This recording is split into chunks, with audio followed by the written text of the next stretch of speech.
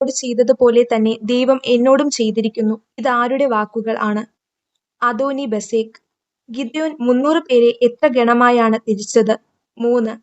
കവർച്ച ചെയ്തിരുന്നവരുടെ ആധിപത്യത്തിൽ നിന്ന് ഇസ്രായേൽ ജനത്തെ രക്ഷിച്ചതാര്? ന്യായാധിപന്മാർ. ഇസ്രായേൽ ജനം മോവാബ് രാജാവായ എഗ്ലോനെ എത്ര വർഷം സേവിച്ചു? 18 വർഷം.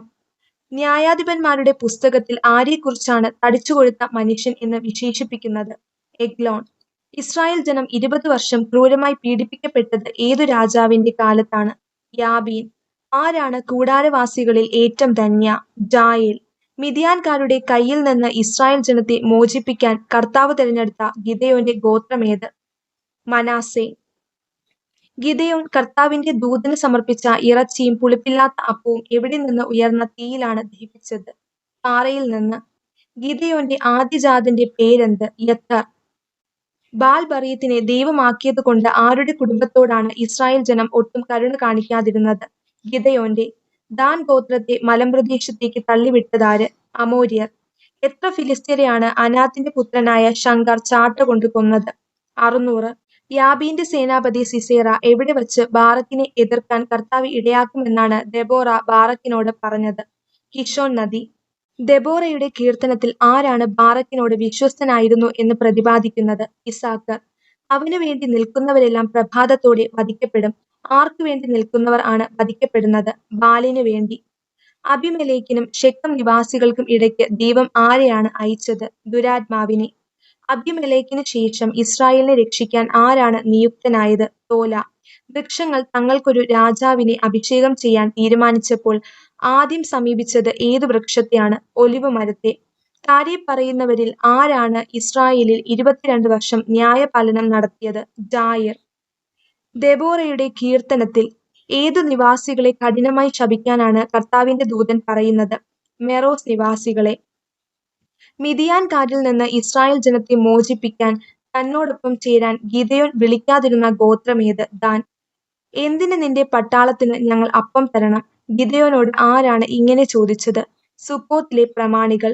ജെറുബാൽ എന്ന പേരിന്റെ അർത്ഥമെന്ത്? ബാൽ തന്നെ അവനെതിരായി മത്സരിക്കട്ടെ. ന്യായാധിപന്മാരുടെ പുസ്തകത്തിൽ ഇസ്രായേൽ ജനം കർത്താവിന് ബലിയർപ്പിച്ചതായി ആദ്യം രേഖപ്പെടുത്തുന്ന സ്ഥലമേത്? ബോക്കിം. ആണ് അറിവ് കുറയുമെന്ന് പ്രഭാഷകൻ പറയുന്നത്? അനുഭവജ്ഞാനമില്ലാത്തവന്. പ്രഭാഷകന്റെ അഭിപ്രായത്തിൽ ആരുടെ ബലിയാണ് സ്വീകാര്യമായിട്ടുള്ളതും വിസ്മരിക്കപ്പെടുകയില്ലാത്തതുമായ ബലി? നീതിമാന്റെ. അവന്റെ പ്രത്യാശ അവന്റെ രക്ഷകനിലാണ്. അവൻ ആര്? ദൈവഭക്തൻ. പ്രഭാഷകൻ 34-ാം അധ്യായത്തിൽ എത്ര ചോദ്യങ്ങൾ ചോദിക്കുന്നുണ്ട്? 6.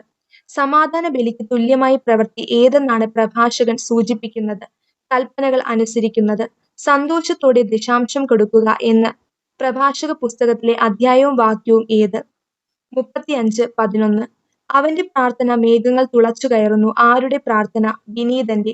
ദരിദ്രനോട് പക്ഷപാതം കാണിക്കുന്നില്ല എന്ന് പറഞ്ഞുകൊണ്ട് ആരുടെ പ്രാർത്ഥന കർത്താവ് കേൾക്കുമെന്നാണ് പറയുന്നത്? തിന്മയ്ക്കു വിധേയനായവന്റെ. അവിടുന്ന് സ്വീകരിക്കുകയില്ല എന്ന് പ്രഭാഷകൻ 35-ാം അധ്യായത്തിൽ പറയുന്നത് എന്തിനെക്കുറിച്ചാണ്? കൈക്കൂലി. ആരുടെ ബലികളിൽ അത്യുന്നതൻ പ്രസാദിക്കുന്നില്ല എന്നാണ് പ്രഭാഷകൻ പറയുന്നത്? ദൈവഭക്തിയില്ലാത്തവന്റെ. പ്രഭാഷകന്റെ അഭിപ്രായത്തിൽ എന്താണ് പുരുഷന്റെ ഏറ്റവും വലിയ സമ്പത്ത്? ഭാര്യ. പൂരിപ്പിക്കുക. അങ്ങയുടെ ഡാഷ് കൊണ്ട് അങ്ങയുടെ ആലയത്തെ നിറയ്ക്കണമേ. മഹത്വം. കരുണയ്ക്ക് പകരം കരുണ കാണിക്കുന്നത് ഏത് ബലിക്ക് തുല്യമാണ്? ധാന്യബലി. പ്രഭാഷകന്റെ അഭിപ്രായത്തിൽ കർത്താവ് ആദ്യജാതനെ പോലെ പരിഗണിച്ചത് ആരെയാണ്? ഇസ്രായേലിനെ. ആരോട് നന്ദിയെപ്പറ്റി ആലോചന നടത്തരുതെന്നാണ് പ്രഭാഷകൻ പറയുന്നത്? വിദ്വേഷിയോട്. പ്രഭാഷകന്റെ അഭിപ്രായത്തിൽ ആരുടെ നാമമാണ് അനശ്വരമാകുന്നത്? ജ്ഞാനിയുടെ.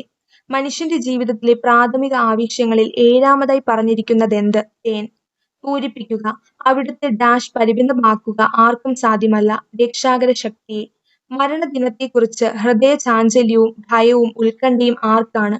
ആദത്തിന്റെ സന്തതികൾക്ക്. പൂരിപ്പിക്കുക. കൈക്കൂലിയും അനീതിയും നിർമ്മാർജ്ജനം ചെയ്യപ്പെടും. ഡാഷ് എന്നേക്കും നിലനിൽക്കും. വിശ്വസ്തത. പ്രഭാഷകന്റെ അഭിപ്രായത്തിൽ ആർക്കാണ് സന്തോഷം ലഭിക്കുക? ഔദാര്യശീലന്. പൂരിപ്പിക്കുക. ഡാഷ് ഏത് ഭക്ഷണവും സ്വീകരിക്കുന്നു? ഉദരം. പ്രഭാഷകന്റെ അഭിപ്രായത്തിൽ സ്വർണത്തെയും വെള്ളിയേക്കാൾ ശ്രേഷ്ഠമായത് എന്ത്? സതുപദേശം. ആർക്കാണ് ഭിക്ഷാടനം മധുരിക്കുന്നത്? നിർലജ്ജന്. പൂരിപ്പിക്കുക. ഡാഷ് അനേകരെ വഞ്ചിച്ചിട്ടുണ്ട്. സ്വപ്നങ്ങൾ. ദൈവത്തിന്റെ മഹത്തായ ശക്തിയെക്കുറിച്ച് എല്ലാവരും അത്ഭുതപ്പെട്ടു. ഏത് അത്ഭുതത്തിന് ശേഷമാണ് ലൂക്കാ സുവിശേഷകൻ ഇപ്രകാരം രേഖപ്പെടുത്തുന്നത്? പിശാച് ബാധിച്ച ബാലനെ സുഖപ്പെടുത്തുന്നു. ലൂക്ക 13:19 യേശു ദൈവരാജ്യത്തെ സാദൃശ്യപ്പെടുത്തിയത് എന്തിനോടാണ്? കടുകുമണി. ഈ കാലത്തെ വ്യാഖ്യാനിക്കാൻ അറിയാത്തവരെ യേശു വിളിക്കുന്നത് എന്ത്? കപടനാട്യക്കാർ.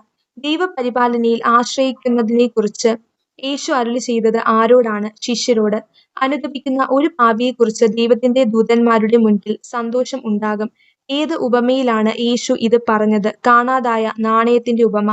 വലിയ സദ്യ ഒരുക്കിയ യജമാനൻ അക്കാര്യം ക്ഷണിക്കപ്പെട്ടവരെ അറിയിച്ചപ്പോൾ ഒഴികഴിവ് പറഞ്ഞത് എത്ര പേരാണ്? 3. യേശു ഒരിക്കൽ ശിഷ്യന്മാരെ ശാസിക്കുകയുണ്ടായി. പ്രദേശമേത്? സമരിയ. അധ്യായവും വാക്യവും എഴുതുക. എല്ലാ കാര്യങ്ങളും പിതാവ് എന്നെ ഏൽപ്പിച്ചിരിക്കുന്നു.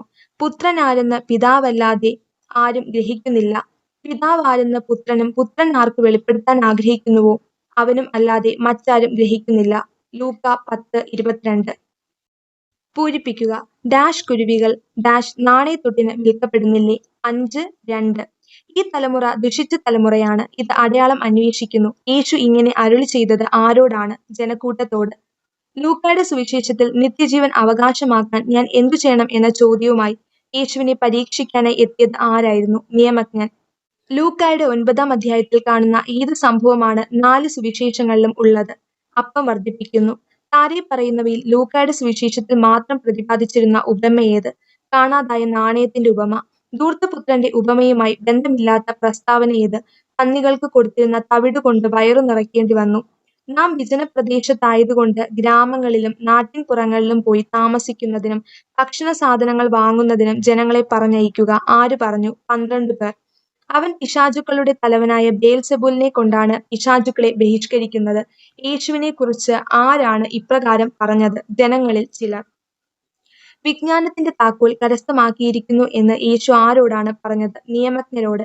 ബലിപീഠത്തിനും വിശുദ്ധ സ്ഥലത്തിനും മധ്യേ വെച്ച് കൊല്ലപ്പെട്ട പ്രവാചകൻ ആര്? സക്കറിയ. ഹെറോദ്യസ് യേശുവിനെ കൊല്ലാൻ ഒരുങ്ങുന്ന വാർത്ത യേശുവിനെ അറിയിച്ചതാര്? ഫരിസേയർ. 18 വർഷമായി സാത്താൻ ബന്ധിച്ചിരുന്ന അബ്രഹാത്തിന്റെ ഈ മകളെ സാബത്ത് ദിവസം അഴിച്ചുവിടേണ്ടതില്ലെന്നോ? യേശുവിന്റെ ഈ ചോദ്യം കേട്ട് ലജ്ജിതരായത് ആര്? യേശുവിന്റെ പ്രതിയോഗികൾ.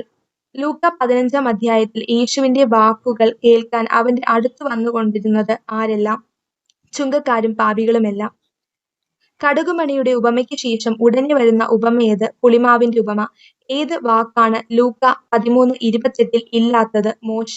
സാബത്തിൽ രോഗശാന്തി നൽകുന്നത് അനുവദനീയമോ അല്ലയോ എന്ന് യേശു ആരോടാണ് ചോദിച്ചത്?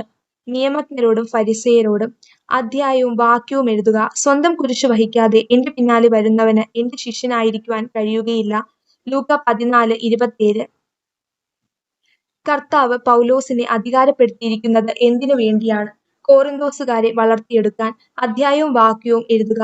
മക്കൾ മാതാപിതാക്കന്മാർക്ക് വേണ്ടിയല്ല സമ്പാദിക്കേണ്ടത്, മറിച്ച് മാതാപിതാക്കന്മാർ മക്കൾക്ക് വേണ്ടിയാണ്.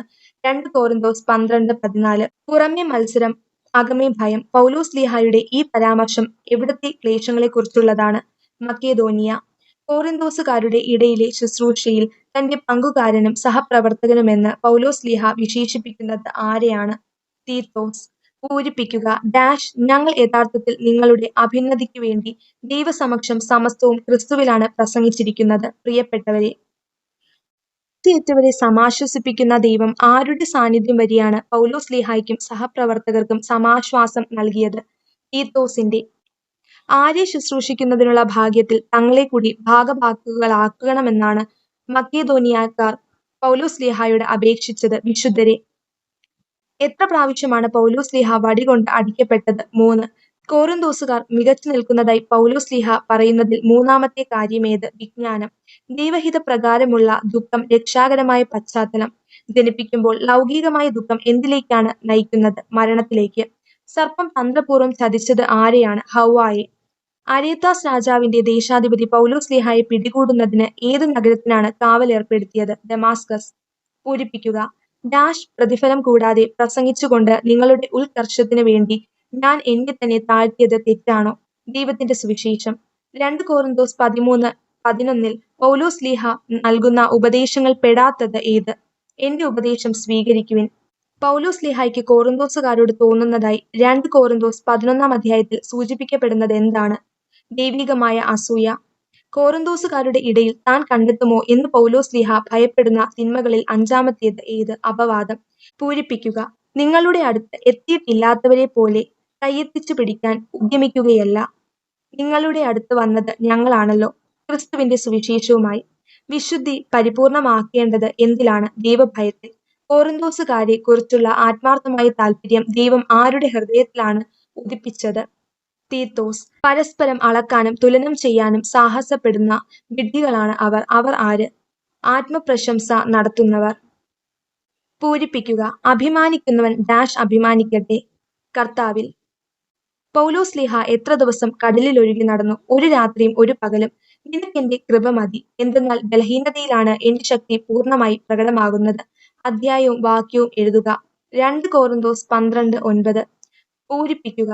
അതിനാൽ എനിക്ക് മുൻപേ നിങ്ങളുടെ അടുത്ത് വന്ന് നിങ്ങൾ വാഗ്ദാനം ചെയ്ത ഉദാരമായ സംഭാവന മുൻകൂട്ടി സജ്ജമാക്കാൻ ഡാഷ് പ്രേരിപ്പിക്കുക ആവശ്യമാണെന്ന് ഞാൻ കരുതി. സഹോദരന്മാരെ, അധ്യായവും വാക്യവും എഴുതുക. അവർണ്ണനീയമായ ദാനത്തിന് ദൈവത്തിന് സ്തുതി. 2 കോറിന്തോസ് 9:15.